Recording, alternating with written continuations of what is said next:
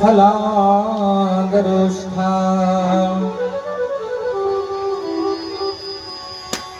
पूर्णेन्दु सुंदर मुखादरविंदु नेत्र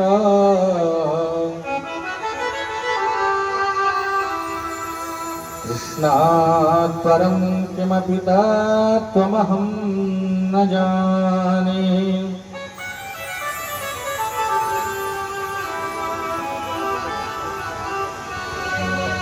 नारायणं नमस्कृत्य नरं चैव नरोत्तमं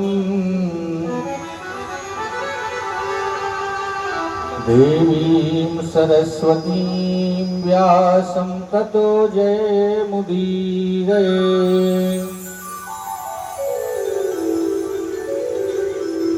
जय जय श्री राधारमण जय जय नवल किशोर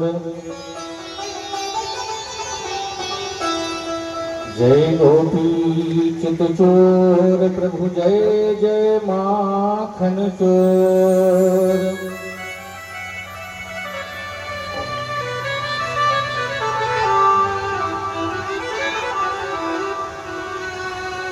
राधा मेरी माता है पिता मेरे घनश्याम इनके चरणन में करूं बारंबार प्रणाम।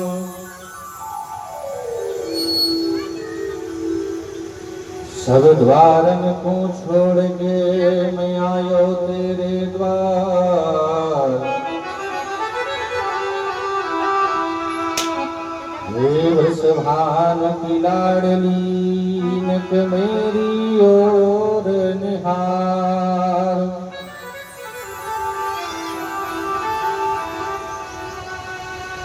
गुरुर्ब्रह्मा गुरुर्विष्णु गुरुर्देव महेश्वरा गुरुः साक्षात् परब्रह्म तस्मै श्री गुरवे नमः।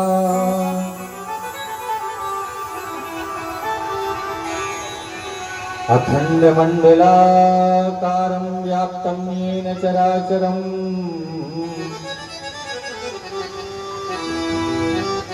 तत्पदं दर्शितं येन तस्मै श्री गुरुवे नमः।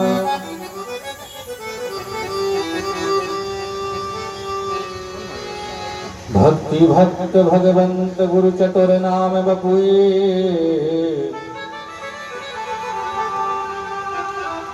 इनके भगवंधन कहो नास है विघ्न अनेक। बोले वृंदावन बिहारी लाल की जय हो, भागवत भगवान की जय हो, सद्गुरुदेव भगवान की, गौरी शंकर भगवान की जय हो, सियावर रामचंद्र भगवान की जय हो, हनुमान जी महाराज की जय हो, बस्ती माता की जय हो, सत्य सनातन धर्म की जय हो, गौ माता की जय हो, खेड़ापति हनुमान जी महाराज की जय हो, सिद्धिदात्री मैया की जय हो। जय जय श्री राधे जय जय श्री राधे जय जय श्री राधे श्याम।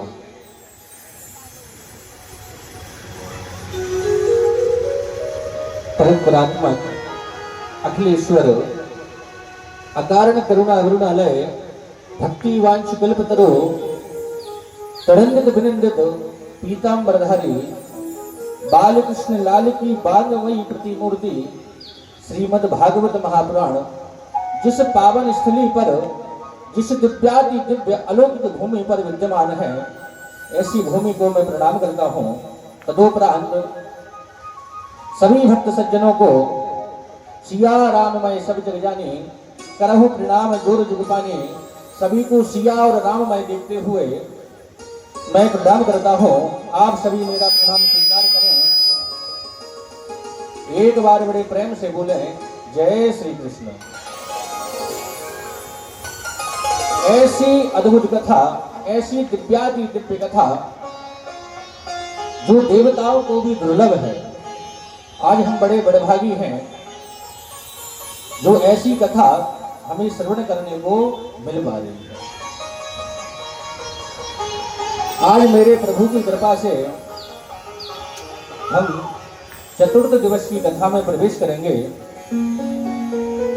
पर प्रभु की कथा में प्रवेश करने के पहले मन को, वाणी को, रसना को, जिह्वा को पवित्र करने के लिए, उसको मांजने के लिए प्रभु नाम संकीर्तन करते हैं। सभी भक्त प्रभु का गुणगान करेंगे, प्रभु का कीर्तन करेंगे। वृंदावन बिहारी लाल की। अरे मेरो राधा रमण गिरधारी, गिरधारी श्याम बनवारी। मेरो राधा रमण गिरधारी, गिरधारी श्याम बनवारी। मेरो राधा रमण गिरधारी, गिरधारी श्याम बनवारी। मेरो राधा रमण गिरधारी, गिरधारी श्याम बनवारी। गिरधारी श्याम बनवारी, गिरधारी श्याम बनवारी। गिरधारी श्याम बनवारी, गिरधारी श्याम बनवारी। मेरो राधा रमण गिरधारी, गिरधारी श्याम बनवारी। मेरो राधा रमण गिरधारी, गिरधारी श्याम बनवारी। हरि बोल।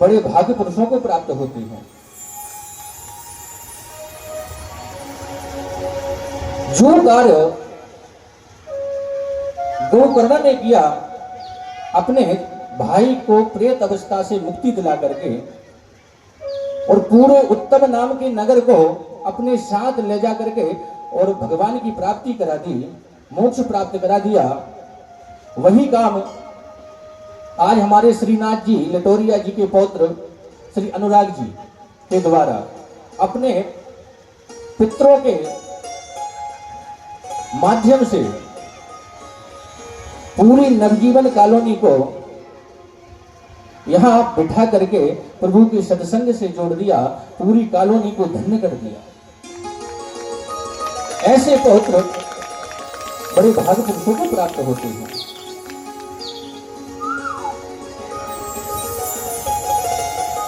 कल की कथा में वामन भगवान का प्राकट्य हुआ।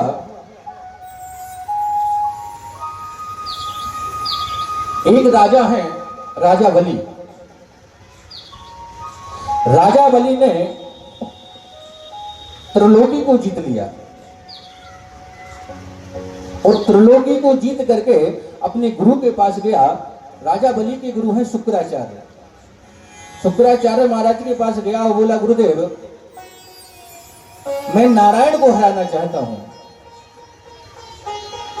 कुछ ऐसी कृपा करें, कुछ ऐसा आशीर्वाद प्रदान करें जिससे मैं नारायण पर विजय प्राप्त कर लूं। शुक्राचार्य जी कहते हैं कि राजन,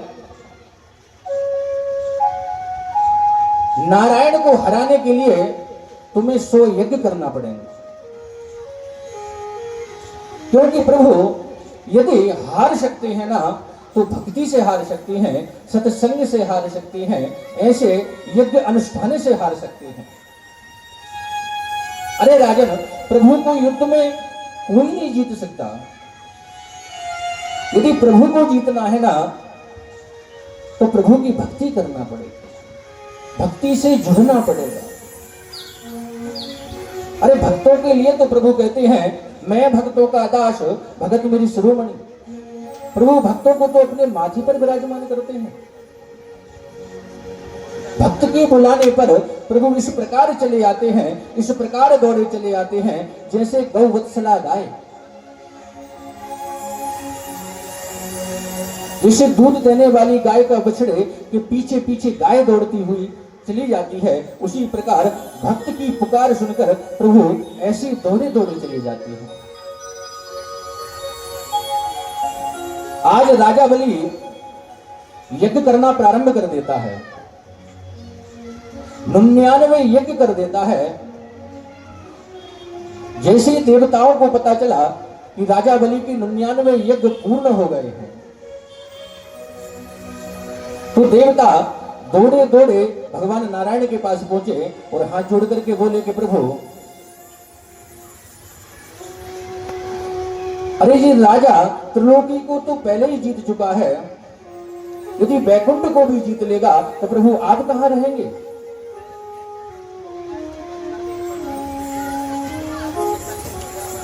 आज मेरे नारायण कश्यप ऋषि की पत्नी है अदिति। आज सभी देवताओं से नारायण कहते हैं कि देवताओं, मां अदिति के पास जाइए और उनसे जाकर के स्तुति करिए, विनय करिए। यदि वो कृपा कर दें तो आप सबका कल्याण हो सकता है। सभी देवता माता अदिति के पास पहुंचते हैं, माता अदिति से स्तुति करते हैं, वंदना करते हैं, उनको प्रणाम करते हैं। माता अदिति पयोव्रत करने का संकल्प लेती है। पयोव्रत 12 दिन का होता है। फाल्गुन की प्रतिपदा से लेकर त्रयोदशी तक यह व्रत किया जाता है। इसमें यज्ञेश भगवान की स्तुति की जाती है। इस व्रत को करने से भादों के महीने शुक्ल पक्ष की द्वादशी को दिन के ठीक 12 बजे वामन भगवान का प्रागट्य हो गया। वामन भगवान की जय हो। ऐसा सुंदर रूप, ऐसी मनमोहक झांकी। बामन अंगुल के हैं, इसलिए उनका नाम पड़ा बामन भगवान। ऐसी अद्भुत दिव्य उनके शरीर से प्रकाश झलक रहा है, ऐसी मनमोहक उनकी दिव्यता है। सभी देवता बामन भगवान का पूजन करते हैं और सारे देवता बामन भगवान का श्रृंगार करते हैं। कोई प्रभु को छत्र भेंट करता है, कोई कमंडल भेंट करता है, कोई खड़ाऊ भेंट करता है, कोई माला भेंट करता है। सभी देवता पूजन करते हैं और भगवान की स्तुति करते हैं, कहते हैं प्रभु राजा बलि के पास प्रभु जाएं और राजा बलि से 3 पग भूमि का दान मांगे। आज बामन भगवान राजा बलि के पास पहुंच जाते हैं। जैसे ही प्रभु राजा बलि के द्वार पर पहुंचते हैं, यज्ञ चल रहा है। जैसे ही राजा बलि को पता लगा कि कोई ब्राह्मण देवता बाहर खड़े हुए हैं, जैसे ही सुना राजा बलि ने दौड़ता दौड़ता भागता भागता आया और बोला प्रभु अरे आपने बहुत बड़ी कृपा की जो आप हमारे इस यज्ञ में पधारे। राजा बलि बामन भगवान को उच्च स्थान पर बैठाता है, चरण धोता है, चरणामृत लेता है और भगवान की स्तुति करता है कि प्रभु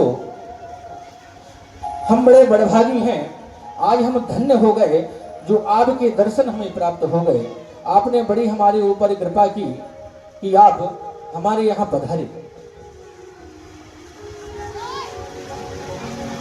राजा बलि स्वागत करता है, स्वागतम ते नमस्तुभ्यं ब्रह्मा किं करमावते गृहिणीनां तपः साक्षन् मन्ये त्वारच्य मूर्धनम्। राजा बलि कहता है प्रभु मेरी उत्कंठा हो रही है, मेरा मन हो रहा है, मेरी जिज्ञासा हो रही है कि मैं आपको कुछ दान करूं। अरे इतना सा ब्राह्मण और इतनी सी उम्र में भक्त की दीक्षा प्राप्त कर ली, प्रभु मार्ग से जुड़ गया, संत हो गया। ऐसे ब्राह्मण के दर्शन पाकर तो प्रभु में धन्य हो गया। बामन भगवान कहते हैं राजन मैं यहां से गुजर रहा था तो मुझे कानों में वेद मंत्रों की आवाज सुनाई दी, ध्वनि सुनाई दी। तो मैंने सोचा कि शायद यहाँ यज्ञ चल रहा है तो चल के यज्ञ भगवान के दर्शन कर लेना चाहिए, यज्ञ भगवान को प्रणाम कर लेना चाहिए। तो राजन मैं यहाँ आ गया, मैं आपसे कुछ लेने के लिए नहीं आया हूं। राजा बलि कहता है प्रभु आपको देख करके मैं मंत्र मुग्ध हो गया, मेरा हृदय गदगद हो गया, प्रफुल्लित हो गया। प्रभु मेरी जिज्ञासा हो रही है कि मैं आपको कुछ तो दान में दूं। बामन भगवान कहते हैं कि राजन हमें कुछ नहीं चाहिए। राजा बलि कहता है कि यदि प्रभु आप आज्ञा करें, आप यदि आदेशित करें तो मैं एक गाय के सींग को स्वर्ण से मड़वा करके आपको दान में दे दूं। बामन भगवान कहते हैं राजन क्या हमें मरवाने का प्लान कर बना रहे हो? अरे हमें तुम गाय के सींगों को स्वर्ण से मड़वा करके हमें दोगे, अरे कोई चोर गाय को तो चुराएगा ही, हमें भी मार करके चला जाएगा। अरे राजन हमें कुछ नहीं चाहिए। राजा बलि कहता है प्रभु कुछ तो ले लीजिए, मेरा मन करता है मैं आपको कुछ तो दूं। अरे मैं त्रिलोकपति हूं, त्रिलोक विजेता हूं। अरे जब बाहर इस बात का पता लगेगा कि एक ब्राह्मण राजा के यज्ञ में आया और राजा ने उसको कुछ दान नहीं किया, कुछ दान नहीं दिया। बामन भगवान कहते हैं कि हे राजन मैं तो यज्ञ भगवान के दर्शन करने के लिए आया था, सुदर्शन हो गए, अब मुझे किसी प्रकार की कोई जिज्ञासा नहीं है। राजा बलि कहता है कि प्रभु, यदि आप आदेशित करें, यदि आप आज्ञा करें, तो मैं आपको एक आश्रम बनवा करके दे दूं। वामन भगवान कहते हैं, राजन, जिस प्रकार पानी को, जल को रोक दिया जाए तो उसमें से दुर्गंध आने लगती है, उसी प्रकार संत को रोक दिया जाए तो अपवाद पैदा होने लगते हैं। अरे संत तो अहर्निश चलते फिरते रहते हैं, प्रभु का भजन करते हैं, प्रभु का गुणगान करते हैं। जहां रात्रि हो गई तो विश्राम कर लिया। अरे किसी ने प्रसाद पवा दिया तो पा लिया, नहीं तो प्रभु कृपा से संत तो संतुष्ट रहते हैं। पूर्व मानस में भी आया है, अरे संत हृदय नवनीत समाना, संत हृदय नवनीत समाना, संत हृदय नवनीत समाना, संत हृदय नवनीत समाना, आगम निगम पुराण बखाना, पुराण बखाना। अरे राजन, संतों का हृदय तो बड़ा कोमल होता है, बड़ा दयालु होता है, बड़ा कृपालु होता है। अरे संतों का हृदय तो नवनीत मक्खन के समान होता है। हाँ, कभी कभी थोड़ा क्रोधित हो जाते हैं, क्योंकि मक्खन में भी थोड़ी खटाई रहती है। अरे राजन, हमें आश्रम की कोई जरूरत नहीं है, कोई आवश्यकता नहीं है। राजा बलि कहता है, प्रभु ठीक है, आपको आश्रम नहीं चाहिए, पर कुछ तो मांगिए। अरे प्रभु, यदि आप आदेशित करें, यदि आप कृपा करें, तो एक ब्राह्मण की सुंदर कन्या से मैं आपका विवाह करवा देता हूं। वामन भगवान बोले, अच्छा राजन, तुम विवाह करवा दोगे? राजा बलि ने सोचा कि शायद विवाह को तैयार हो सकते हैं प्रभु। हाँ हाँ गई प्रभु, मैं विवाह आपका करवा दूंगा। क्योंकि राजन, जब आप हमारा विवाह करवा दोगे तो हमारे यहाँ पुत्र भी होंगे, और जब पुत्र होंगे तो उनका भरण पोषण, लालन पालन की व्यवस्था हम कैसे कर पाएंगे? राजा बलि कहता है कि प्रभु, इसकी आप चिंता बिल्कुल भी ना करें, हमारे राज्य कोष से उनके लालन पोषण की पूर्ण व्यवस्था कर दी जाएगी।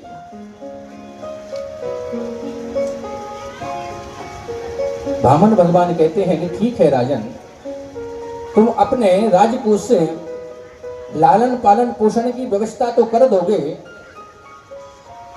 पर यदि मेरी पत्नी मर गई तब क्या होगा? अरे राजन, यदि मेरी पत्नी मर गई तो मुझे रोना पड़ेगा। राजा बलि कहता है, प्रभु सच कहूं ना, तो जब पत्नी आपकी मरेगी ना तो रोना भी आपको ही पड़ेगा।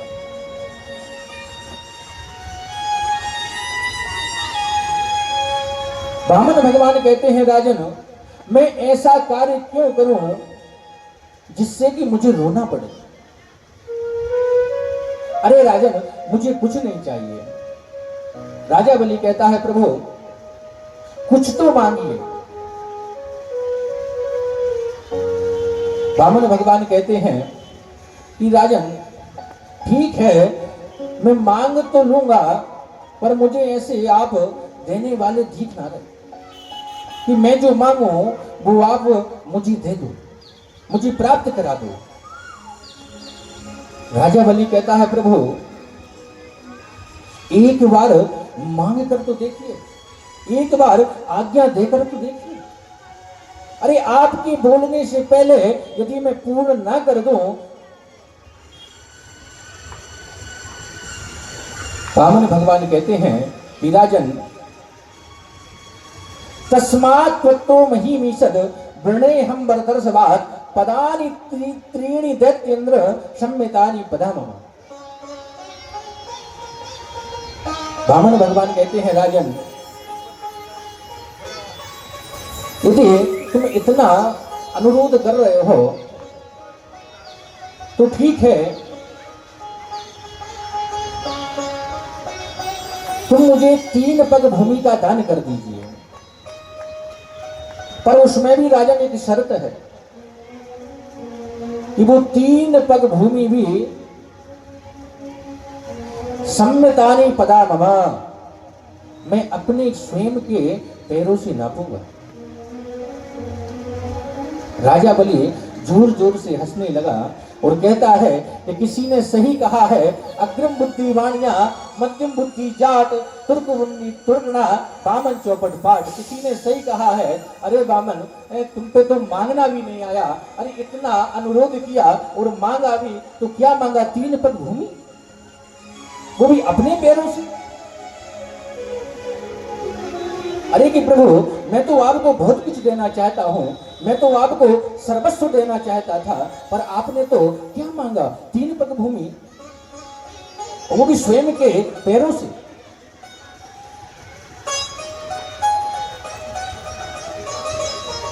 ठीक है प्रभु, आप जहां से हो वहां से नाप लीजिए। वामन भगवान बोले, राजन ऐसे हम दान नहीं लेते हैं, पहले अपने गुरुजी को बुलाओ और गुरुजी को बुला करके संकल्प कराओ, तब दान लेते हैं। राजा बलि कहता है, प्रभु 3 पग भूमि और उसका मैं गुरुजी को बुला करके संकल्प कराऊं, पर ठीक है, आपकी आज्ञा है, आपका आदेश है। राजा बलि दौड़ता दौड़ता अपने गुरुजी के पास पहुंचता है और गुरुजी से कहता है कि गुरुदेव, मेरे द्वार पर एक ब्राह्मण आया है, नन्हा सा ब्राह्मण है, संत है, इतनी दिव्यता है, उसके मुखार बिंद मिलाट पर इतना तेज है प्रभु कि जो उसको एक बार देखता है ना तो उसी का हो जाता है। प्रभु हे गुरुदेव, मैंने उससे बड़ा अनुरोध किया, ऐसा संत है कि एक जगह टिकता नहीं है, प्रभु का केवल भजन करता है। अरे मैंने कहा तुम्हें आश्रम बनवा दूंगा, तुम्हारी पूरी व्यवस्था कर दूंगा, पर गुरुदेव उसने मना कर दिया। और जब मैंने बड़ा अनुरोध किया तब जाकर के उसने मांगा, गुरुदेव 3 पग भूमि का दान मांगा है। गुरुदेव मेरे साथ चलिए और संकल्प करा दीजिए। शुक्राचार्य जी कहते हैं कि राजन,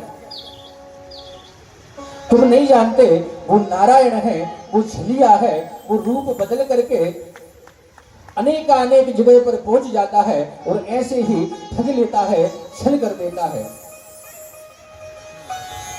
अरे राजन, 3 पग भूमि तो बहुत बड़ी बात है, उसको एक दिन के बराबर भी जमीन नहीं देना।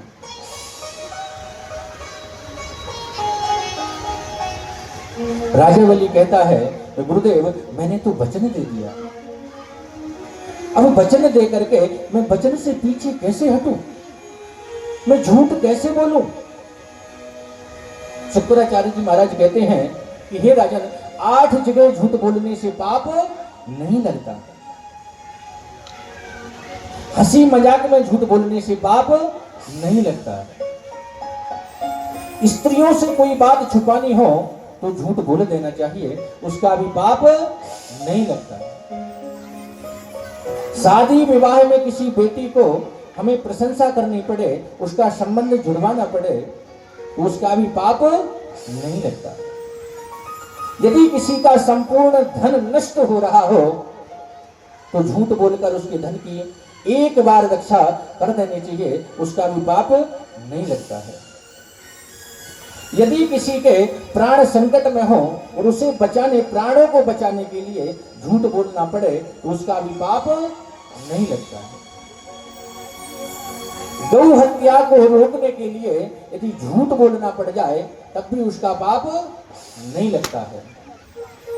अपने धर्म की रक्षा के लिए झूठ बोलना पड़े तो उसका भी पाप नहीं लगता है। अपनी संस्कृति की रक्षा के लिए झूठ बोलना पड़े तो उसका भी पाप नहीं लगता है। शुक्राचार्य जी बहुत राजा को समझाते हैं, बड़ा ज्ञान देते हैं, बड़ा उपदेशित करते हैं, पर राजा नहीं समझता है, नहीं मानता है।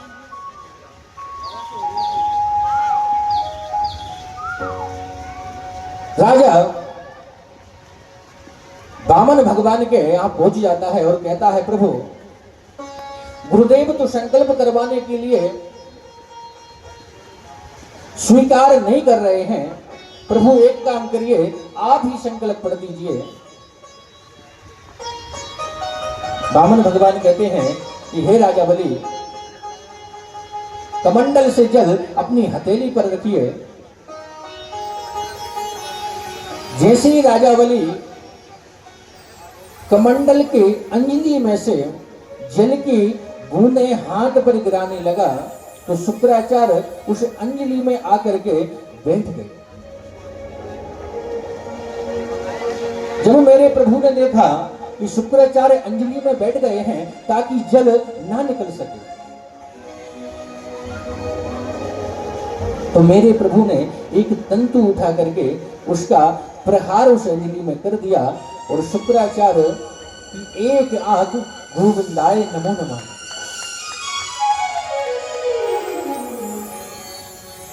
शुक्राचार्य का एक बाजार बंद हो गया।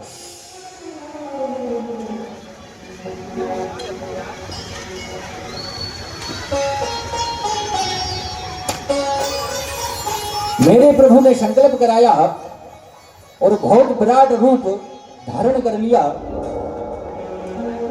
और विशाल रूप धारण करके प्रभु अपने चरण से त्रिलोकी को नापने लगे।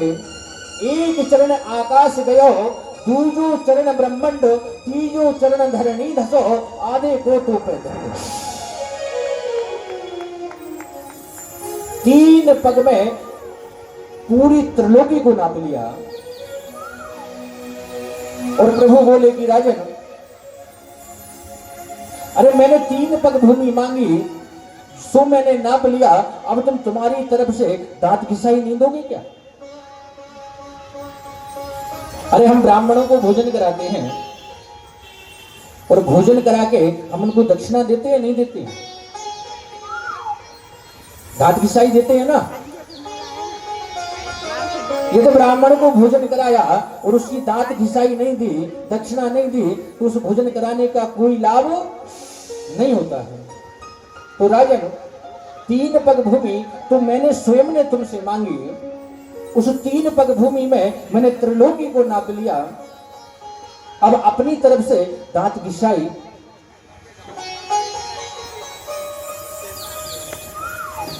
हे राजन, अब दांत घिसाई तुम कहां से दोगे? राजन कहता है कि गुरुदेव, हे प्रभु, मेरे पास जो था सब आपको समर्पित कर दिया, सब आपको प्रदान कर दिया प्रभु, अब मेरे पास कुछ नहीं बचा। वामन भगवान कहते हैं कि राजन, जब ऐसी व्यवस्था उत्पन्न हो जाए तो मानव को अपने गुरु की शरण में चले जाना चाहिए। अरे राजन, तुम गुरु की शरण में जाओ, गुरु कुछ न कुछ तुम्हें उपदेशित करेंगे, कोई न कोई शंका का समाधान तुम्हारा कर देंगे। राजा बलि दौड़ता दौड़ता गुरुदेव के पास पहुंचता है, शुक्राचार्य के पास पहुंचता है। शुक्राचार्य देखते ही दूर से चिल्लाने लगे कि अरे राजन, अरे तू भी रुक जा, उधर से एक कदम भी आगे नहीं बढ़ाना। अरे एक बार आया, मेरी एक आंख फुड़वा दी, अब दूसरी बार आकर के क्या मेरी दूसरी आंख फुड़वाना चाहता है?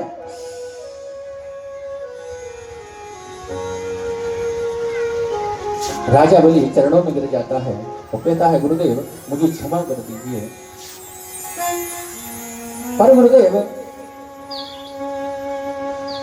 3 पग में पूरी त्रिलोकी को नाप लिया, अब मुझे उनके पास उनको देने के लिए कुछ शेष नहीं बचा। अरे गुरुदेव मेरा मार्गदर्शन कीजिए कि अब मैं क्या करूं।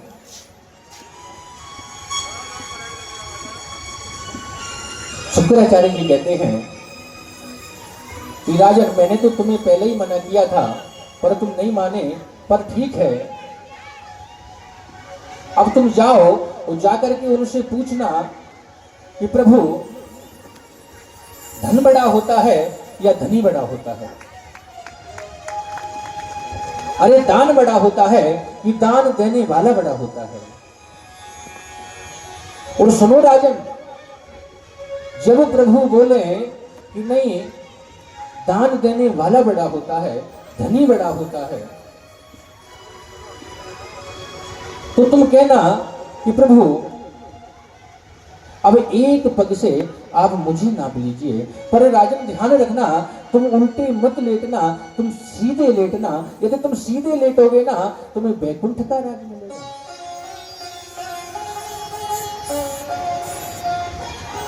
राजा बलि बामन भगवान के पास पहुंचता है और कहता है और सोचता जा रहा है कि नहीं मुझे सीधा लौटना है, उल्टा नहीं लौटना है। बामन भगवान से कहता है प्रभु धन बड़ा होता है या धनी बड़ा होता है? अरे दान बड़ा होता है कि दान देने वाला बड़ा होता है? बामन भगवान बोले राजन धन बड़ा नहीं होता, धनी बड़ा होता है। दान बड़ा नहीं होता, दान देने वाला बड़ा होता है। राजा बलि कहता है प्रभु तो अब एक पग में आप मुझे नाप लीजिए। पर प्रभु ने उसकी मति भ्रमित कर दी, मति को भ्रम में डाल दिया और उसको भुला दिया कि सीधे लेटना है या उल्टे लेटना है। क्योंकि यदि वो सीधे लेट जाता तो वैकुंठ का राज प्राप्त हो जाता, और वैकुंठ का राज यदि राजा बलि को प्राप्त हो जाता तो भगवान विष्णु फिर कहां जाते? तो प्रभु उसकी मति को भ्रमित कर देते हैं और कहा राजन जल्दी से लेट जाओ। राजा बलि तो सीधा लेटना था पर उल्टा लेट जाता है। तभी तो कहा है कि मन चाही होती नहीं, प्रभु चाही तत्काल, वो जाना था वैकुंठ को तो भेज दिया पाताल।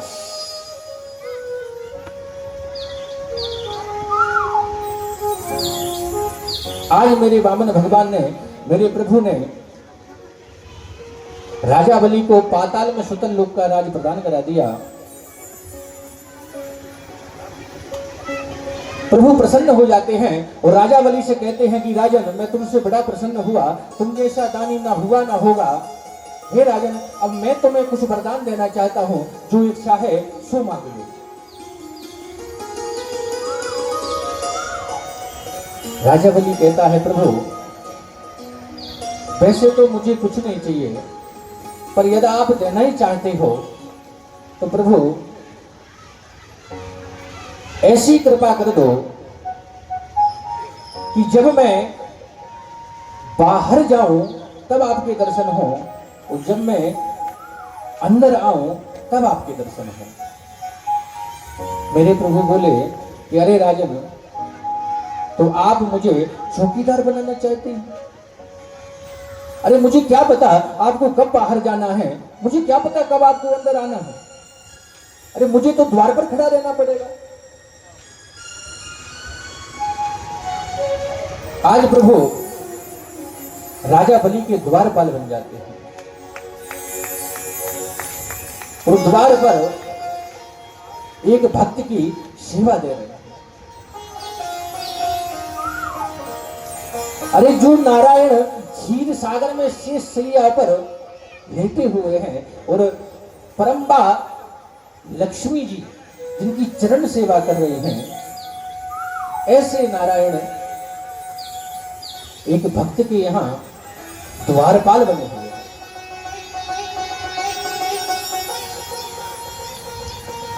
जब बहुत दिन हो गए तो मां लक्ष्मी जी को नारायण की याद आई और ब्रह्मा जी के पास पहुंची और कहती हैं, ब्रह्मा जी आपने नारायण को देखा? अरे पहले तो वो कभी कभी आ जाते थे पर बड़े दिन से वो आए नहीं।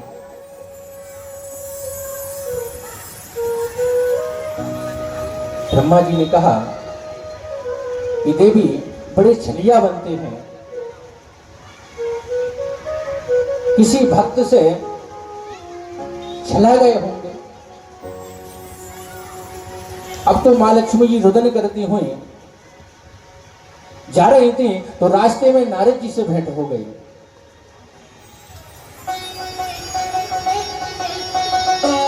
नारद जी से कहती हैं कि अरे नारद जी, अरे देवर्षि, तुमने नारायण को देखा है?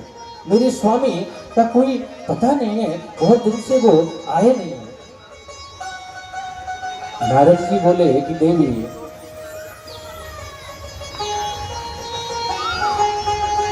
प्रभु अपने आप को बड़ा छलिया समझते थे और राजा बलि को छलने के लिए गए थे, पर राजा बलि ने प्रभु को ही छल लिया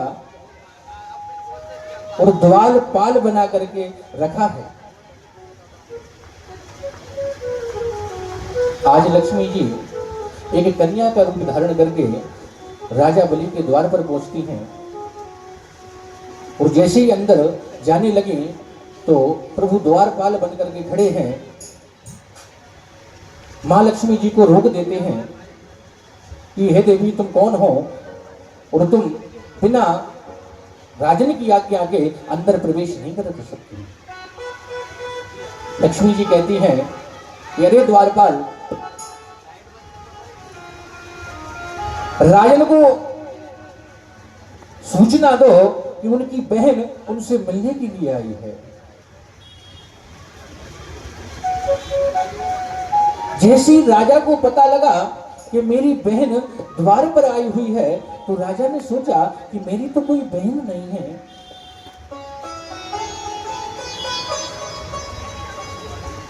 द्वारपाल ने कहा कि राजा ने तो कहा है कि मेरी कोई बहन नहीं है। अरे कि द्वारपाल, उनसे ये कहना कि उनकी मैं धर्म की बहन हूं। जैसे ही राजन को सूचना मिली, राजा बलि को सूचना मिली कि एक बहन आई है और धर्म की बहन आई है, राजन कहता है कि वैसे तो मेरी कोई बहन नहीं है, पर बहन बन के आई है तो उसको आदर और सत्कार और स्वागत से अंदर लेकर के आई है। अरे छोटे भैया तेरे द्वार बहना बड़ी दूर से आई। छोटे भैया तेरे द्वार बहना बड़ी दूर से आए। छोटे भैया तेरे द्वार बहना बड़ी दूर से आई। छोटे भैया तेरे द्वार बहना बड़ी दूर से आए। बड़ी दूर से आई, हाथ में राखी लाई। वो तो बड़ी दूर से आई, वो तो हाथ में राखी लाई। छोटे भैया तेरे द्वार बहना बड़ी दूर से आई। छोटे भैया तेरे द्वार बहना बड़े दूर से आई। जय हो।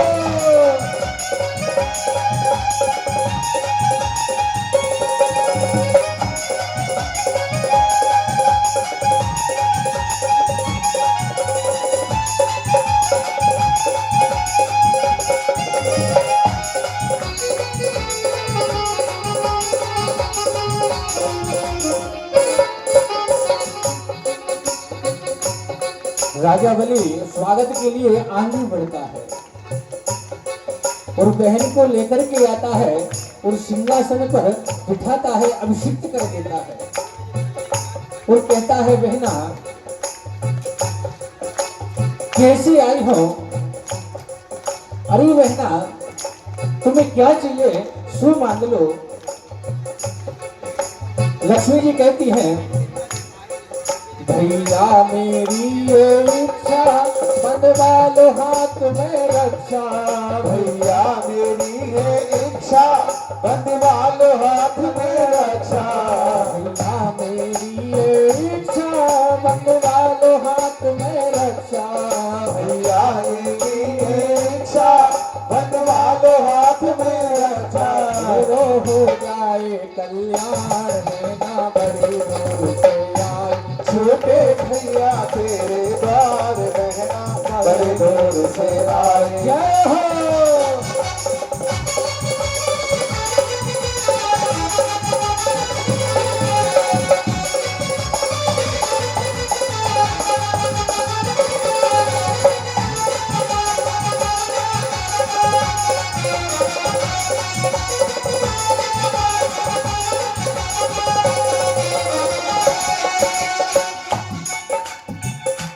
राजा बलि कहता है कि अरे बहना किस काम के लिए तुम यहाँ आई हो? लक्ष्मी जी कहती हैं अरे भैया मैं बड़ी दूर से आई हूँ। अरे मेरे मन में एक लालसा है कि भैया मैं आपको राखी बांधूं। हे भैया मैं आपको राखी बांधना चाहती हूँ। राजा बलि बोला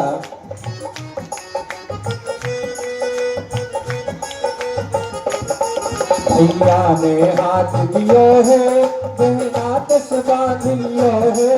भैया ने हाथ दियो है वापस बांध दियो है। भैया ने हाथ दियो है बल कस के बांध लियो है। भैया ने हाथ दियो है बलि कस के बांध दियो है। बलि ने हाथ दिया और बहना ने उस हाथ पे राखी बांधी और जैसे ही बहना ने राखी बांधी तो राजा बलि कहता है अरे बहना कुछ मांग लो मुझसे। अरे तुम्हें क्या चाहिए वो दे दूंगा। अरे बहना मुझसे कुछ तो मांगो। लक्ष्मी जी कहती हैं कि भैया मुझे कुछ नहीं चाहिए। राजा बलि कहता है अरे बहना कुछ तो मांगो। अरे कुछ तो मांग लीजिए। लक्ष्मी जी कहती है अरे भैया यदि तुम देना ही चाहते हो ना। भैया ने हाथ दियो है बलि कस के बांध लियो है। भैया ने हाथ दियो है बलि कस के बांध दियो है। भैया ने हाथ दियो है बलि कस के बांध लियो है। भैया ने हाथ दियो है बलि कस के बांध लियो है।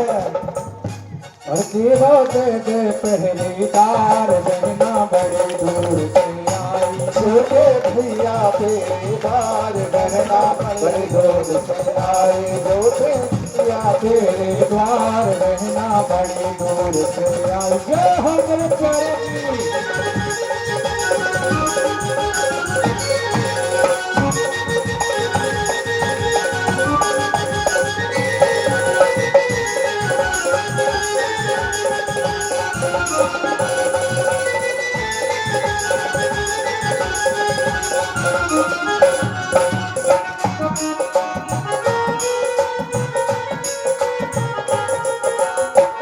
आज राजा बलि बड़ा दुखी हो जाता है। आज राजा बलि की नेत्र सजल हो जाते हैं। राजा बलि की आंखों में आंसू आ जाते हैं और रोने लगता है और रोते रोते कहता है कि अरे प्रभु ना राम रहा ना राया बलि सिर धुन धुन पछताया। अरे राम रही ना माया बलि सिर धुन धुन पछताया। ना राम रहा ना माया बलि सिर धुन धुन पछताया।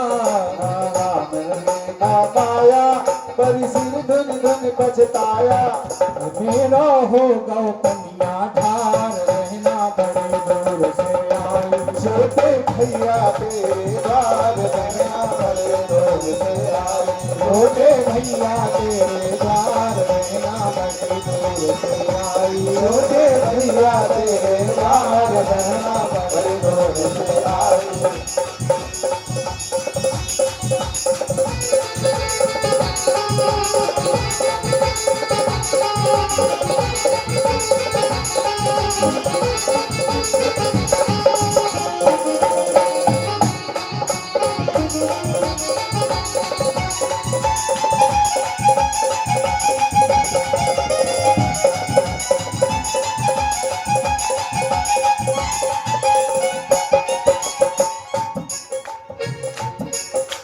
आज राजा मुझे रुदन करता है, रोने लगता है। करुणा उससे हृदय भर जाता है, करुणा उमड़ आती है और कहता है कि प्रभु, ना मेरे पास आज राम रहा, ना मेरा वैभव रहा। प्रभु, मेरा तो पनिया ढार हो गया, मेरे हाथ से तो सब निकल गया, मेरे पास आज कुछ नहीं बचा।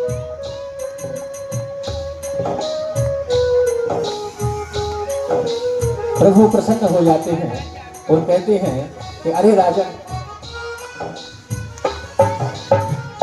कहते हैं अरे राजन, तुम्हारे जैसा दानी ना पहले हुआ, ना आज है, ना आगे होगा। मैं तुमसे अति प्रसन्न हूं, इसलिए हे राजन, मैं तुम्हें वरदान देता हूं कि अभी तो मैं तुम्हारे द्वार की रक्षा करता था, अब आज से मैं 3 रूपों में परिवर्तित होकर के 4 महीना तुम्हारे द्वार में आकर के सेवा करूंगा। 4 महीने ब्रह्मा जी के रूप में आकर के सेवा करूंगा और 4 महीने भोले बाबा के रूप में आकर के सेवा करूंगा और 4 महीने मैं खुद आकर के आपके द्वार की सेवा करूंगा। राजा प्रसन्न हो जाता है और प्रभु वरदान दे करके अंतर ध्यान हो जाते हैं। बोले वामन भगवान की जय हो, भक्तवत्सल भगवान की। ऐसी प्रभु की दिव्याति दिव्य लीलाएं प्रभु ने की। इसी संदर्भ में प्रभु ने एक लीला और की। एक ऋषि हैं जिनका नाम है करदम।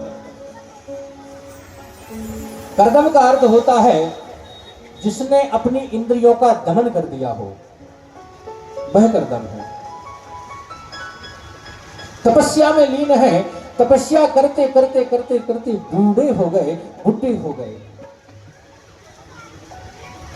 जब तपस्या टूटी, जब नेत्र खुले,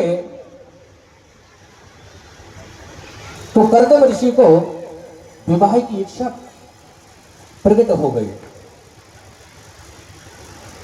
तो करदम ऋषि विवाह के लिए फिर से तपस्या में बैठ गए। आज मेरे प्रभु हंस रहे हैं, मुस्कुरा रहे हैं और कह रहे हैं कि देखो ये हमारा कैसा भक्त है। अरे कोई तपस्या करता है मुक्ति पाने के लिए, कोई तपस्या करता है भक्ति पाने के लिए, कोई तपस्या करता है धन ऐश्वर्य वैभव पाने के लिए, कोई तपस्या करता है वरदान पाने के लिए, पर एक मेरा भक्त ऐसा भी है जो तपस्या कर रहा है विवाह करवाने के लिए।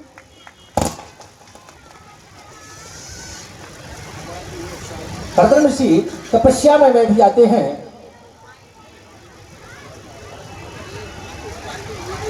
भगवान ने कहा स्वयंभू नाम के मनु हैं, उनके 2 पुत्र और 3 पुत्री हैं, आकृति, देवहूति और प्रसूति, और 2 पुत्र हैं प्रियव्रत और उत्तानपाद। मेरे प्रभु देवहूति के साथ करदम ऋषि का विवाह तय कर देते हैं और विवाह तय करके प्रभु करदम ऋषि के पास पहुंचते हैं। करदम ऋषि को दर्शन देते हैं कि हे ऋषिवर, अपने नेत्र खोलिए और जो वरदान मांगना है मुझसे मांग लीजिए। कर्दम ऋषि कहते हैं प्रभु बस आप प्राप्त हो गए, आपके दर्शन मिल गए, अब मुझे कुछ नहीं चाहिए, अब मुझे कोई अभिलाषा नहीं। मेरे प्रभु कहते हैं कि भाई अरे ऋषि कुछ तो मांग लीजिए। मेरे प्रभु सोच रहे हैं कि देखो तो, अरे विवाह करवाने के लिए तपस्या की और मैंने बात पक्की कर दी, अब पता नहीं मुझे झूठा साबित करवाने पे तुले हुए हैं। अब विवाह की बात ही नहीं कर रहे हैं, अब विवाह की कोई चर्चा ही नहीं हो रही है। तो बोले अरे ऋषि जो भी मांगना है मांग लीजिए।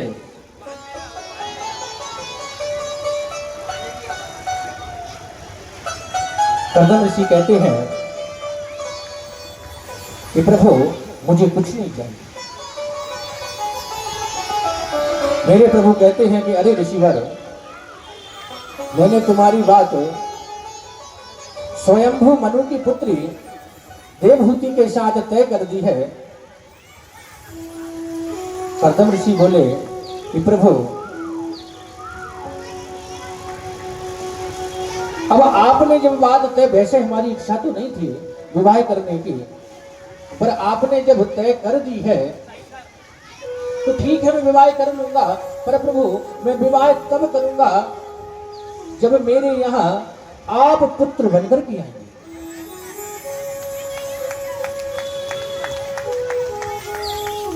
मेरे प्रभु वरदान दे करके अंतर ध्यान हो जाते हैं और कर्दम ऋषि का देवहूति के साथ विवाह संपन्न हो जाता है। और जैसे ही कर्दम ऋषि के साथ देवहूति का विवाह हुआ तो कर्दम ऋषि पुनः तपस्या में बैठ जाते हैं।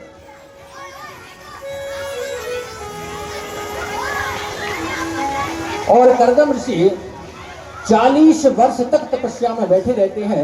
40 वर्ष के बाद जैसी तपस्या से बाहर आते हैं, जैसे ही नेत्र खुलते हैं तो देवहूति से कहते हैं कि देवी तुम कौन हो। देवहूति हाथ जोड़ करके बैठ जाती है, विनय करती है कि प्रभु मैं आपकी पत्नी हूं। अरे स्वामी मैं आपकी पत्नी हूं। तो जैसे ही देवहूति ने पत्नी कहा तो कर्दम ऋषि को सब ज्ञात हो जाता है, सब ध्यान आ जाता है। और कर्दम ऋषि कहते हैं कि हे देवी,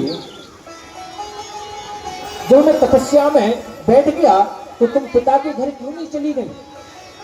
अरे तुम पिता के घर चली जाती।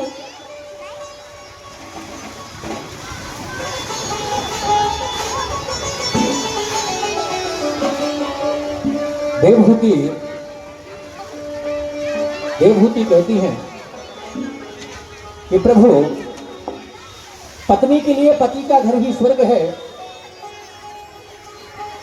और जैसे देवहूति ने कहा कि पत्नी के लिए पति का घर ही स्वर्ग है तो महात्मा कर्दम का हृदय विदीर्ण हो गया।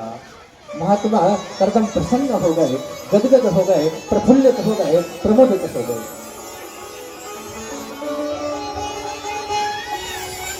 और कर्दम ऋषि बोले कि हे देवी, मैं तुमसे बड़ा प्रसन्न हूं, अब तुम नेत्र बंद करो। जैसे देवहूति ने नेत्र बंद किए, फिर कहा कि हे देवी अब नेत्र खोल करके देखो। और जैसे ही नेत्र खोल करके देखा तो एक सुंदर सरोवर है, उसमें 9 मंजिल का महल बन करके तैयार हो गया। और कर्दम ऋषि ने और देवहूति ने सरोवर में जैसे ही डुबकी लगाई तो